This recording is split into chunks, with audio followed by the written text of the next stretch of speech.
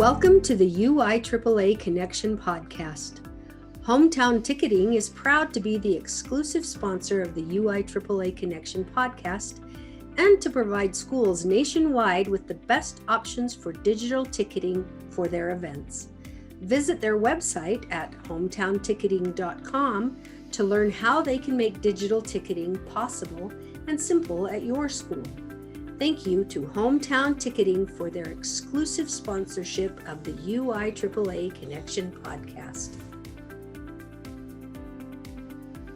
Welcome back to another edition of the UIAAA Connection. I'm your host, Mark Hutch Hunter. Today we have as our special guest, Josh Scott, Certified Master Athletic Administrator and the Director of Activities and Athletics at Springfield Public Schools in Missouri. Welcome to the podcast, Josh. Thank you, sir. I appreciate it. Let's have you begin by sharing with our audience here in Utah and across the nation where you grew up, where you went to school, your first job, etc. Grew up in St. Louis, Missouri. I went to Hayeswood Central High School. Our senior year, we took tied for third state in soccer. Our football team won it, and our cross-country team took fourth. Not exactly sure that I understood how big of a deal that was when I was in school until I started doing this job. My first job, if you're around St. Louis area, grocery stores, Schnucks. I was a bagger and a cart pusher, and that was my first gig, and it was kind of a family business. At one point, almost everyone on that side of the family was working for the Schnucks Corporation. So that's a little bit about me. Played baseball and soccer, and then really kind of just stuck with soccer when high school started. And so you were part of that successful soccer team at your high school. Yes, I was. I rode those coattails all the way to a third place medal, so it was fun. Let's talk for a moment about where you went to college and if you had a chance to play soccer in college.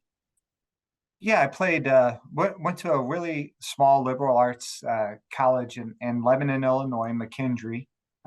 Great campus, beautiful campus, small class sizes. I think my senior year was 7, 8, 10 people in a class. Was able to earn a degree in social sciences with a minor in coaching, and was able to get my teaching certification. Did play 4 years of college soccer, would never give it back. That was when I could play and run and do all of that and not be sore the next day. So those days have long sailed, but was able to do that and went to a college fair my senior year and had an opportunity to visit with the Rolla, Missouri superintendent. And there was a chance for me to teach at a high school and coach soccer as an assistant coach. And I jumped all over it and moved 2 hours west and have been moving west ever since. So what town in Missouri was your first coaching gig then? First one was in Rolla. I was an assistant high school soccer coach. I remember I got that job at 22 and did not know if there is a less than nothing. That is what I felt like I probably knew, and just had a great time. Went through, I'll never forget it, the first week is tryout week. I made it up there for camp to know some of the boys and worked with the head coach, and we worked together and did tryouts, and everything was amazing. And then we get to Monday, and he said, "Okay, you take your 22 over there. I'll be over here with varsity." And I said, Wait a minute. What do you mean? We're not doing this together anymore?" And he goes, "Nope, that was just last week. You're on your own for the rest of the year." So it was thrown in really fast, but one of the best things that ever happened. So I had to carve out a little time to get ready for soccer each day. Well, that's interesting. I'm going to share this story. I'm going to infringe on your time, but you will appreciate it. This is back in 1982, I want to say. So it's the year before I became the athletic director. And soccer is brand new in the Utah high school. So the spring of 82 is the first year. And they choose me to be a soccer coach. And when you talked about how you felt less than adequate, you couldn't have felt worse than me, because I had played soccer as pickup with my friends. I had never played Yeah. in an organized soccer game. I had to go to the rule book to make sure I knew how many kids I could have on the field. Yeah, and But you probably were like, what type of game doesn't even have a timeout? yeah, well, so the great thing about the story is there was a guy in the community named Yowie Sanchez from South America. And I'm telling you what, Yowie was a soccer guy, and he knew soccer, and he knew everything there was to know about That's soccer, awesome. boom kick, European style. And guess what? So I was the head coach, and we made it to the state finals that year. But I'm quick to point out that as successful as we were, it was because I had an assistant coach that understood the game, because I have no idea how it would have worked out if it had just been me. So that brings a smile to my face. Let's go to our next question, which is having you speak about some of the mentors in your life, the people that had a big influence when you were younger, maybe in the university where you went, maybe in the schools, and maybe even nationally, that since you're a famous NIAAA figure, we'll get to that point later. So go I ahead. think it's infamous, maybe. I remember I had a great experience with a club coach, and I didn't realize how lucky I was, but it made sense a little bit later because Coach Heiderscheid was also a math educator at another high school. So he was a high school coach that was teaching club in between his seasons. So I was really fortunate to play for him in high school, and really, I think probably took in more about how to coach than he knew he was teaching us. In my professional career, I started teaching American history at Rolla High School, and just fell in love with the guys that were in that department. It was amazing. I was in a place with veteran teachers, all over 25 years experience, and then this young kid, and man, the most fun I think I've ever had in the education world was in between boys and girls soccer season, when I could go down the hall and just hang out in the classroom with those three guys, four men after school, and just listen to stories. The amount of unofficial education that I received right there was just so much fun, and I wish sometimes I could go back and maybe take more of that in than I did at 22, 23 years old. And then when I became an AD, there's Missouri has so many great athletic administrators. I told this story, I think, to somebody else, but I remember calling Jeff Whitney. He was a local AD in my conference, and called him in December because we were getting some ice and snow, and said, Jeff, what do you want to do about this game? And he said, I don't really know what to do about that game because I'm looking out the back of my deck in San Diego at the ice and snow that was going on. He was at the NIAAA conference in San Diego when we had sleet, and I'm calling him about games in Missouri. That was my first year. And I was like, wait a minute, you're in San Diego? He goes, oh yeah. And I'm like, what are you doing? And that was the first talk about the NIAAA, the national conference, and never haven't missed another one since that year, with exception of one when we lost Dad. So Jeff was really he was a conference opponent, a local school, a district opponent that would always be willing to answer the phone and help me out, and really urged me to get involved with the MIAAA, our state organization. Marty has had an impact on everybody. I know there's a question maybe a little bit later about him. So the other really, really influential person in my life professionally is Mike McGurk. Mike and I came into Missouri as athletic administrators same year, joined the board almost the exact same year. And I can say, Mike pushed me to get my CMAA. Mike pushed me to work on the mentoring project. Mike pushed me to apply to become secretary of the NIAAA. So many different things. We did our QPA after Mike and Lee Summit did theirs. So to this day, I'm pretty sure in Missouri, there's still only two districts that have earned their QPA, and it's Lee Summit with Mike, and it's SPS with us. So he's been a guiding light or a push. Mike looked at me and said, "Hey, the one thing we don't have for leadership training is a course from beginning to end of hiring coaches to mentoring and possibly showing them how to improve on a coach improvement plan or removing." And I said, "Yeah, we don't have that class." And he said, "Well, good. I'm glad you agreed. I'm the president right now, and I need you to go ahead and lead writing that." So, it was a presidential edict. So we've now authored a class. We've done the QPA, have a CMAA, and a lot of that you can find straight from just emulating or following Mike. What was the first conference? You say it was San Diego. So the year after San Diego, would that be then 2001 or 2010? Your first conference? It would have been, no, it was, that was the 10 one. Or the 9, then 2009. 2009. So my first conference was 10. And that would have been Grapevine, Texas, maybe? Or was that? See, my memory's lost. When you get to be my age, you can't remember them all. It wasn't Texas. I don't know that I necessarily remember which one it may have been Orlando the first time when we went Orlando a couple times pretty quickly. It may have been there. Talk to our audience about the job of athletic administrator and how it has changed since you became an AD. And of course, I want you to leave COVID out of it because that's everyone's go-to, because COVID was such a mess. But outside of COVID, which was a mess for everybody, how has the job changed? And how have you seen it change since you got the job? I think there's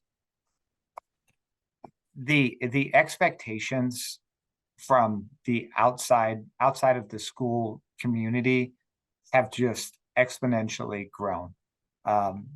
It used to be a little bit easier to talk about why education-based athletics was important, why you should be involved in your school.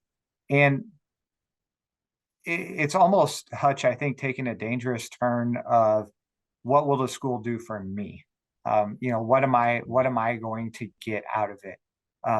We are providing such an opportunity and a product.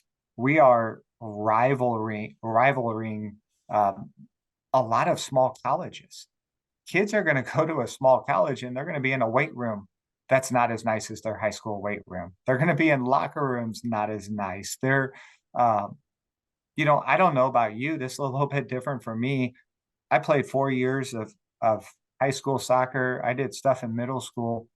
I never had a meal brought up to me before that, or it's just we are full course, full stop, any and every. We're not just working on needs anymore. We are trying to fulfill wants and what would be nice for all of our kids, and it's just the smaller feel of what high school sports used to be is gone. Unfortunately, marketing has taken over, and I guess what communities think they need to have in order to be successful has gone up. So that's really changed. I feel like we're having to show why our students should stay in our programs a little bit more than we did 15 years ago. No, and that is a great observation. I just shudder when I think of the name, image, and likeness at the college level that's already trickled down into high school, and what it's going to be like 2 or 3 years from now when it trickles down more. And in Utah, there's not a transfer portal here, like there's not a transfer portal in Missouri, but we've got kids in Utah that are moving, and I'm sure it's the same in Missouri, and I'm sure it's the same everywhere else. Yeah, we like everyone else, we have our department, Instagram, Twitter, Facebook, all of those things. We put out a post at the end of each year just reminding people, and we literally say it, Hutch, there is not a transfer portal in high school athletics. Because if you see it on TV, you think it exists here. Right. Right. And that's just, well, it's one of the blessings of being retired that I don't have to mess with that, at least on a day-to-day basis. I want you to talk for a minute, since you're a district athletic director. You've been a building athletic administrator. So I want you, and I was never at the district level, I want you to speak to our ADs here in Utah, in Missouri, and across the nation. What's the difference in just being responsible for a school, as opposed to, in your case, responsible for, if memory serves me right, you've got five high schools in your district. Yeah, we have 5 high schools and 10 middle schools that we oversee. And this year I was given oversight of our activities programs also. So we kind of say, if you travel, perform, or compete, we kind of work with you a little bit. It's such an amazing job, Hutch. I kid you not. I almost feel guilty sometimes with this job compared to what I did for 10 years in my old job. Hopefully my superintendent doesn't see this, but I don't know that a harder job in the school system exists than being a 7 through 12, one town, one high school, one area, high school, middle school athletic administrator. I mean, I wouldn't want to be a superintendent ever. So I think that job is probably, I know that job is much harder and much worse, but man, the demands that a community can put on a 7 through 12 athletic administrator is just crazy. So, we are fortunate. We're a largest school district in the state of Missouri. I'm able to have an assistant district AD in our office, and we have 4 people in our office that help us with scheduling, working with the officials, paying bills. We do all of the bidding out for products, and we get all the buses. So we try to do as much as we possibly can to help them. But there's just, if you're running the solo shop for a 7 through 12 program at a high school, my hat's off to you, because you're doing just amazing work, and a ton of things that you have to constantly be touching if you're doing it right. Let's go back for a moment. You talked about your 5 high schools. You talked about the quality program. And I want you to talk, because I haven't had many guests on the show that are that familiar with the QPA, and talk about, if my memory serves me right, you had the 5 put in at the same time, which is a big thing. Oh. And I want you to talk about the Quality Program Award and what it means and the difference it's made to your 5 high schools. So we applied for all 5 of us at the same time. Again, maybe a little bit of a different situation from a single high school program. For instance, our sports management contract, that's the same sports management contract for all 5 high schools. So it just made sense for us to put in it at one time. When we hire head coaches, especially younger head coaches that maybe this is their first go at it, I like to tell them, listen, this will become your program, but it could take you 2 or 3 years to figure that out. With the kids changing, and they're used to the old head coach's mannerisms and what they expected. You're a new head coach coming in, you're going to have different expectations, different practices, processes. So with the QPA, it was year 4 here in SPS. Year 4 is when we started it, and I thought, at this point, we have implemented new ideas, new practices. My thumbprints, for better or worse, were on SPS after 4 years in this role. So it was really time to start to test how good of a job we've done. So we went through the process, and I've talked to Coach Bales about this multiple times. The QPA is a professional development opportunity for you to do a self-assessment. And that's what we did.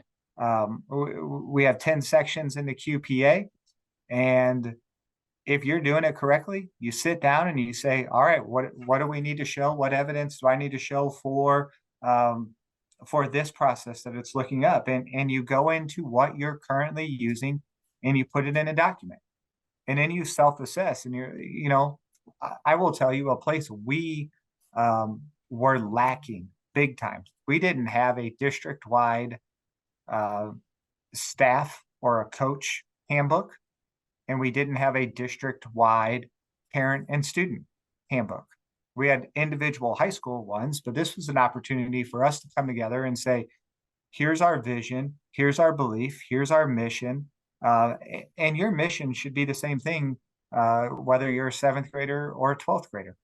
So we were able to develop that, bring some coaches in and work. So not only did we realize we didn't have it, we created one, and then we implemented it. And so we got a little bit better this year. That work would have never happened without the QPA. So many different aspects. And then you're able to show your coaches, here is what is considered the best practices across the nation in the world of athletic administration. And not only did we qualify for it, but we did it at a level of exemplary status. That's excellent. I will throw this in because I like to brag about our Utah schools, but long before, not long before, but probably 4 or 5 years before you got involved with the NIAAA, the very first QPA schools to put in were the 3 Salt Lake City public schools, West, East, and Highland. And I only bring this up, well, in addition to giving them a shout out to being the first, but if my memory serves me correctly, they each had, well, if you're watching this on YouTube, you can see my fingers. If you're listening to it, my fingers are about 3.5 inches apart. Not just one binder, 3 or 4 binders for each school. Yep. With the documentation. Of course, now it's so much different with everything being digital. It's easier to apply for it, and it's easier to grade it. So thanks for sharing that information about the QPA. Let's go down the Missouri Road for a minute and talk about how you became involved with the Missouri Association. You spoke a little bit about how you got involved with the National Association, but speak more about that also. It comes from Jeff. Jeff said, hey, you need to come, you need to do this. And at that point, we had some leadership change in the MIAAA. And Jeff took an officer role, so the South Central District representative came open, and I threw my hat in the ring. And that was how that started. And I got in a room, and you'll laugh at this. It seemed like for a while, our secretary, we had a couple different secretaries in MIAAA. They couldn't make meetings, and I've always been a person. I travel with my computer everywhere. It goes home with me everywhere. It goes. My computer, this is a gross fact, but it goes on family vacations with us. I need to, I want to be able to have access to it. And I just started typing and started volunteering. And I have a hard time keeping my mouth shut.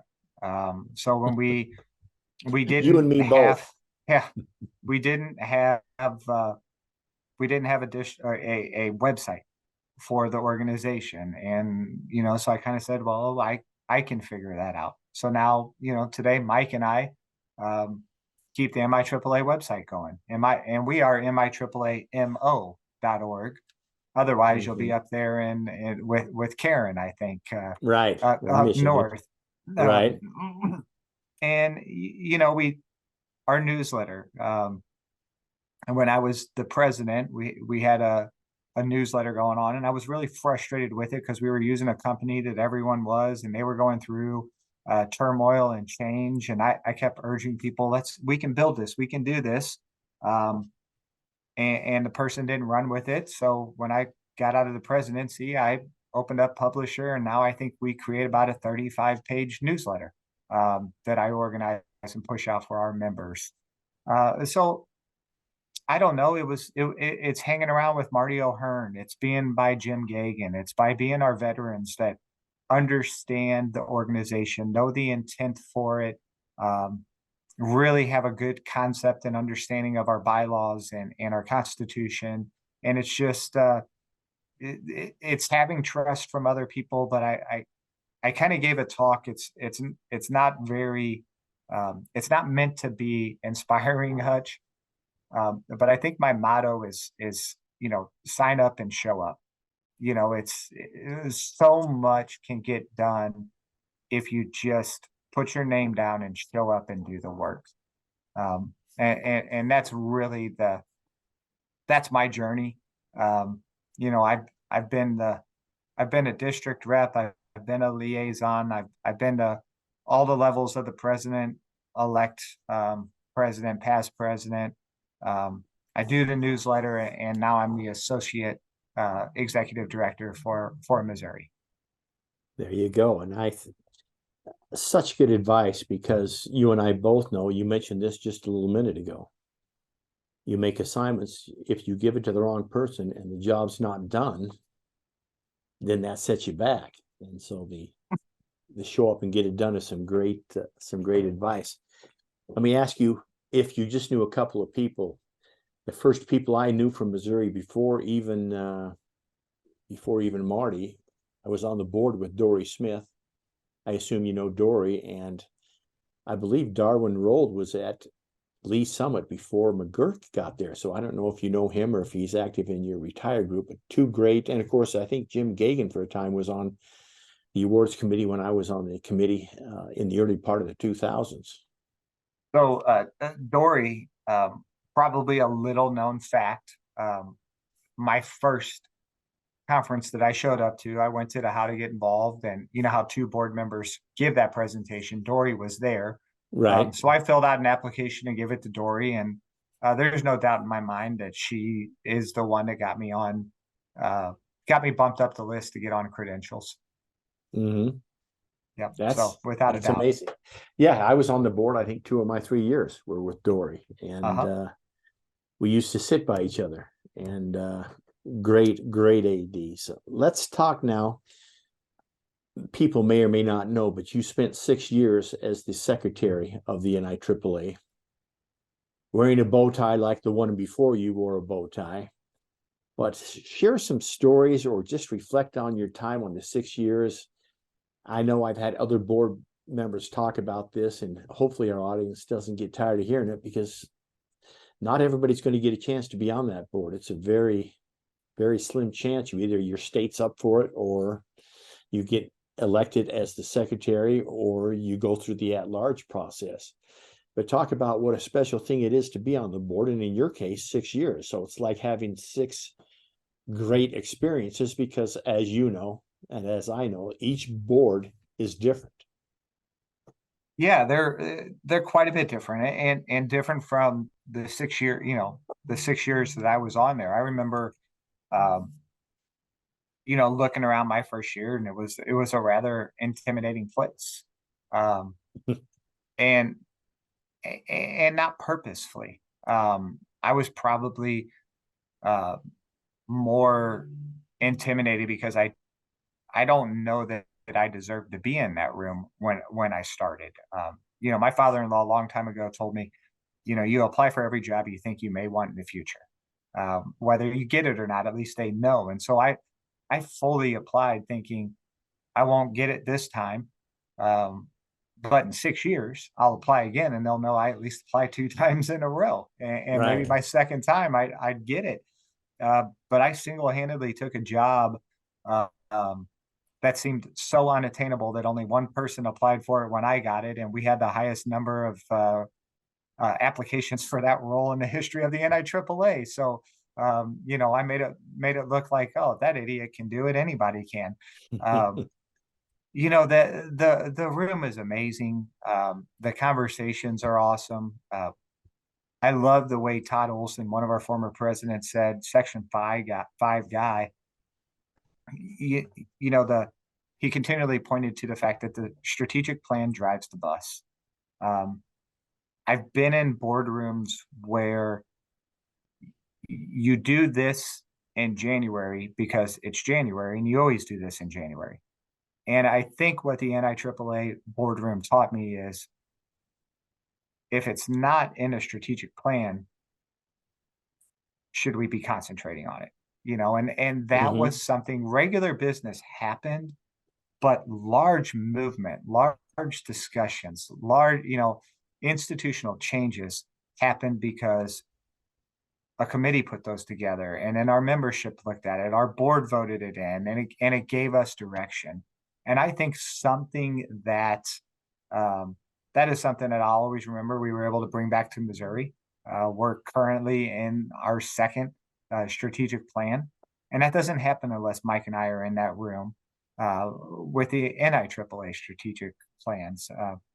Great friendships, amazing experiences. I was able to go places and do things that probably would not have happened if it weren't for the NIAAA, and just meeting the friends and creating that. It was awesome. Attending the Section 7 meeting in Hawaii would be one of those. I was not going to rub that in, but yes, that's why you know what, Todd Olson single-handedly deserves to go into the Hall of Fame because of that decision right there, sending me.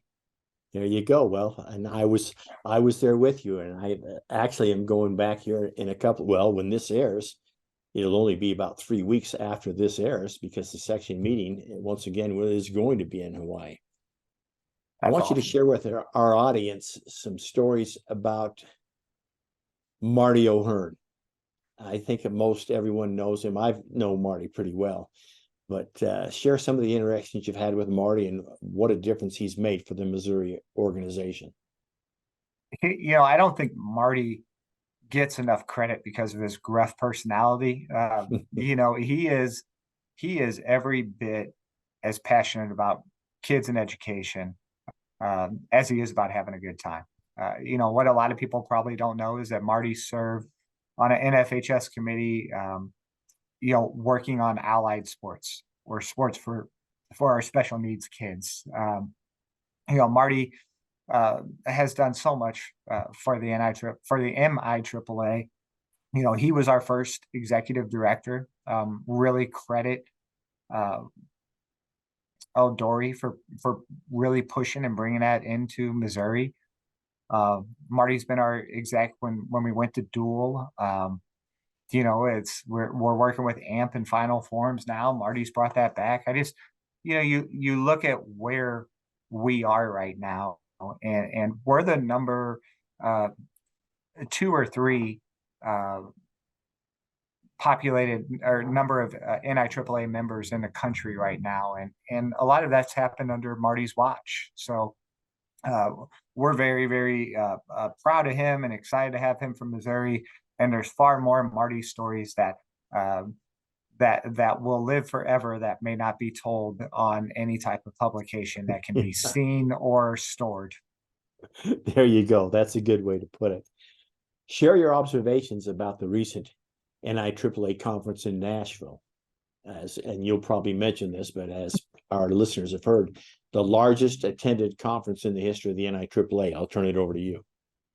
Yeah, Nashville was an unbelievable place. I'm wondering if there's a place we could go that wouldn't be in the top 5 lately. I think something you told me not to mention COVID, but I really think what COVID did for us as an organization is it made the NIAAA more relevant.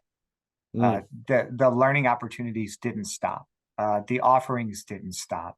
And I think the NIAAA as a whole reached more at a time where our athletic administrators needed them. So I expect our membership to just keep coming to events. Nashville is a beautiful place. The weather was great. I'm kind of excited about the south trip to Orlando, and then the really far west trip to what is it, Austin, and then we go back out east coast to Tampa. Is that what it is? Yeah, I wouldn't call Austin far west. For us, it's more central. But yes, that's exactly. I'll call it west. I like the Yeah. weather, so Okay. no, I'm excited for it. It's just amazing when you look at what Dr. Blackburn, Bruce, Mike, now Phil, Becky, and Rich. You just watch what they're doing, and it's just it can't be easy to think we have to constantly one up ourselves, because that's what they're doing, and they're doing something right because the numbers are showing. Absolutely. What's the favorite part of your job, Josh?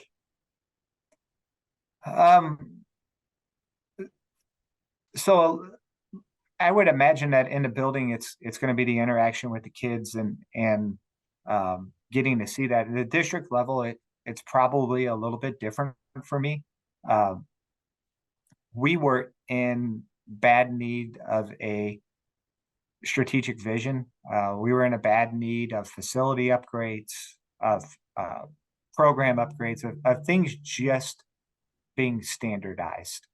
Whether you liked it or not, there needed to be a reason for it. So probably for me, right now it would be the order that was put back in SPS. I always say I'm going to probably do this job 8 more years, 9 more years, and my goal is for someone to say, it didn't really matter if we were a north side, south side school. It didn't matter how many kids we had. Josh treated us fairly. And so that's what I'm probably most proud of, is just the standards, the practices, the processes that we've put in to make things run efficiently. Great answer. Let me finish with a couple of questions. The first being, you've got 2 suggestions for a brand new AD, and they need to follow Josh's suggestions in order for them to be a success. What are Josh's 2 suggestions for a new AD? So the first one is get involved. And that may not mean that you're lucky enough to get on a board or something like that with your state association, but it does mean that you can get certified.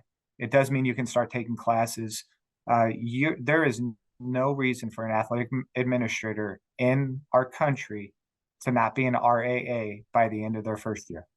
You take 3 classes, you join the best organization in the country for athletic administrator training in the NIAAA, and you start working on your certification. I always say I would not want a basketball coach that did not try to get better. So why would we model that in our offices? The second thing, which is very hard, and in fact, I will tell you that some people that think I could be better probably think this is a negative of me. You don't have to have the answer immediately. It's okay. I remember, I don't know what session it was, but I've always thought about this. It's okay to stop, listen, and you don't have to react. Sometimes the strongest action you can take is to listen to someone, whether it's a coach, a parent, a building leader, and say, thanks for sharing that with me. I need to think about how that fits in our program. I need to think about the implications of that. But you don't have to commit. You do not have to commit every single time and try to solve an issue. Sometimes the best thing to do is to listen, think about it, get advice before taking action. The immediate action is not always the best decision. Great answer. Thanks so much for sharing that. Let me finish with this question, Josh. What questions should I have asked you that I failed to ask you?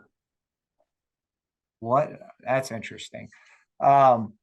Probably this is a really important question. Why has Jamie Sheets not invited me out to Utah? That's a question that probably needs to be asked at some point. Well, and when Jamie hears this, when it airs here right before Mother's Day, he's going to answer that. And I'll go with the question back to you. Why hasn't Josh and McGurk had me out to the Section 5 meeting in Omaha, which is coming up right after this airs? Well, we'll get it going. Just look for your invite. Well, okay, there you go. All right. That wraps it up for this edition of the UIAAA Connection. Once again, our guest has been Josh Scott, certified Master Athletic Administrator, the Director of Athletics at Springfield Public Schools, and the Associate Executive Director of the Missouri Interscholastic Athletic Administrators Association. Josh, thanks so much for being on the podcast. Hey, thanks so much, Hutch. For our listeners, we hope you tune in again next week for another edition of the UIAAA Connection.